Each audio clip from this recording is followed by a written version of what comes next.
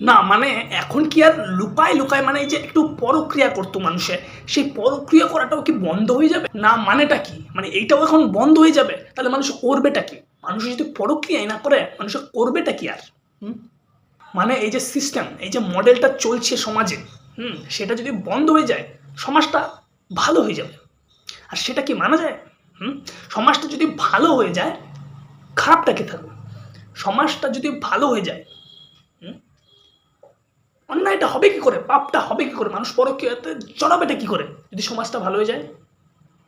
আর এর জন্য দায়ীটাকে, এর জন্য দায়ীটা হচ্ছে এই কোরিয়ান সিরিজ। এইটা যদি ভুলেও যদি ইন্ডিয়াতে চলে আসে, মানে এই টেকনোলজিটা যদি ভুলেও ইন্ডিয়াতে চলে আসে, তাহলে তো মানে হয়ে গেল, ইন্ডিয়া একদম পরিবর্তন, ভালো হয়ে যাবে, মানে আর থাকা যাবে না ভারতবর্ষে। এই টেকনোলজি যদি ভারতবর্ষে চলে আসে, কেউ আর বলতে পারবে না যে আমি শুধু তোমাকেই ভালোবাসি, কেউ বলতে পারবে না যে আমি তোমার জন্য জীবনও দিয়ে দিতে পারি। মানে এই যে মিথ্যা কথাগুলো, এগুলো আর লোক বলতেই পারবে না, মানে আর লোক ঠকাইতেই পারবে না কেউ কারো। সমাজটা পুরোপুরি বদলে যাবে, মানে সমাজটা পুরোপুরি ভালো হয়ে যাবে।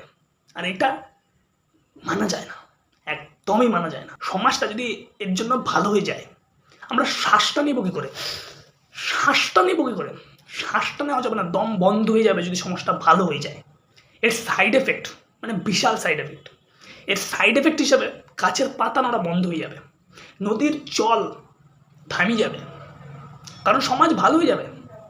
মানে কেউ আর মানে কষ্ট লাগতেছে আমার বলতে, কেউ আর লোকের ঘরের দিকে নজর দিবে না, কেউ পাড়ার বৌদির প্রেমে পড়বে না। মানে এটা মানতে হবে আমাদেরকে, এটা মানা যায় কি সত্যি? হ্যাঁ, এটাও মানতে হবে আমাদের। মনে হচ্ছে দিন দিন মনে হচ্ছে সমাজটা স্বর্গ হয়ে যাবে, স্বর্গ, দুনিয়াটা স্বর্গ হয়ে যাবে। এরপর থেকে শ্বাস নেওয়া যাবে না এই সমাজে, মানে এত ভালো হয়ে যাবে। কেউ অফিস যাওয়ার নাম করে, কেউ মাসি বাড়ি যাওয়ার নাম করে, কেউ কাকা বাড়ির নাম করে, কেউ চাচার বাড়ির নাম করে পাড়ার অলি করতে গলিতে যেতে পারবে না,